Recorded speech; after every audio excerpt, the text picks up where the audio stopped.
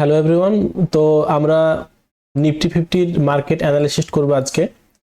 তো মার্কেট যেভাবে সেলিং হচ্ছে, একদম প্যানিক সেলিং এখন পর্যন্ত দেখা যাচ্ছে মার্কেটে। তো আজকে আমরা দেখব যে মার্কেটে কোন কোন জোনটা খুবই ইম্পর্টেন্ট, যেই জোন ব্রেক হলে মার্কেটে আরো অনেক বড় সেলিং দেখা দিতে পারে।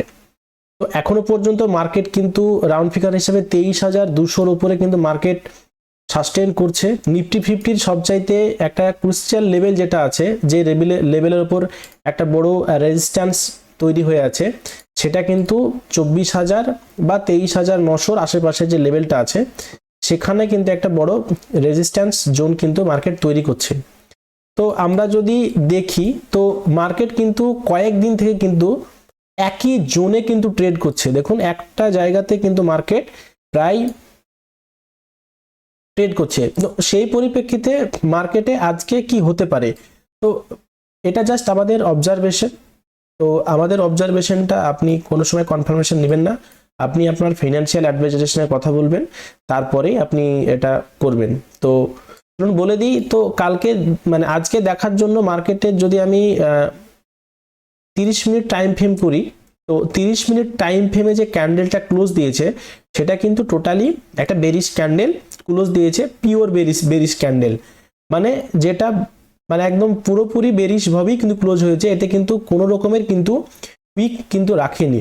তো সেই পরিপ্রেক্ষিতে মার্কেট যদি কালকে যদি গ্যাপ আপ যদি ওপেন হয়, নিয়ার অ্যাবাউট 23,750-র ওপরে যদি ওপেন হয়, তাহলে কিন্তু যাদের সেলার আছে, কিছু কিছু সেলারদের কিন্তু এসএল কিন্তু হিট হয়ে যাবে।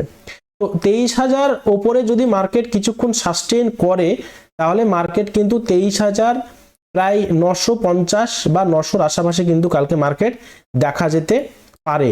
তবে 23,950-এর পরে যদি মার্কেট যদি একটু সাপোর্ট নিয়ে যদি ওপরের দিকে সাস্টেন করতে পারে, তবে 24,000-এর উপর যাওয়ার চান্স আছে।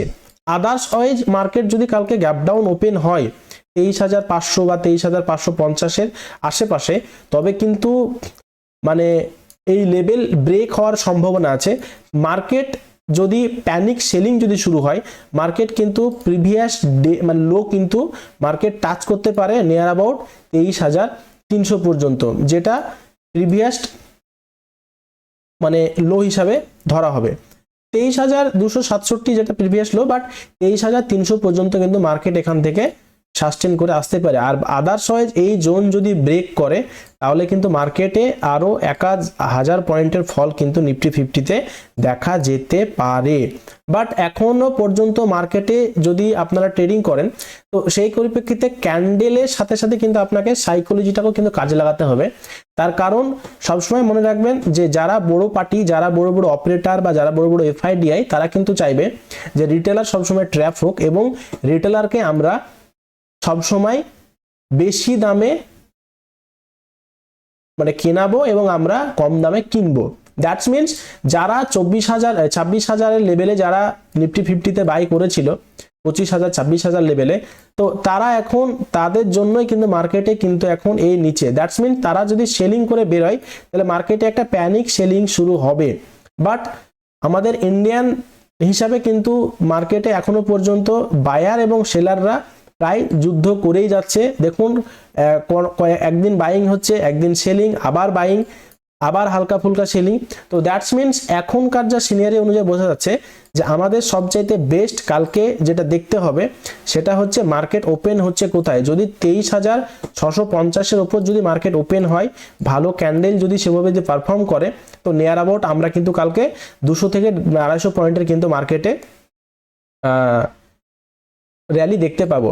আদার্সওয়াইজ মার্কেট ওপেনিং আওয়ার টাইমে কিন্তু আমরা আমাদের টেলিগ্রাম চ্যানেল আপডেট দিয়ে দেবো। তো আপনারা সবাই টেলিগ্রাম চ্যানেল জয়েন করে নেবেন। Thank you. আজকের অ্যানালিসিস এই পর্যন্ত।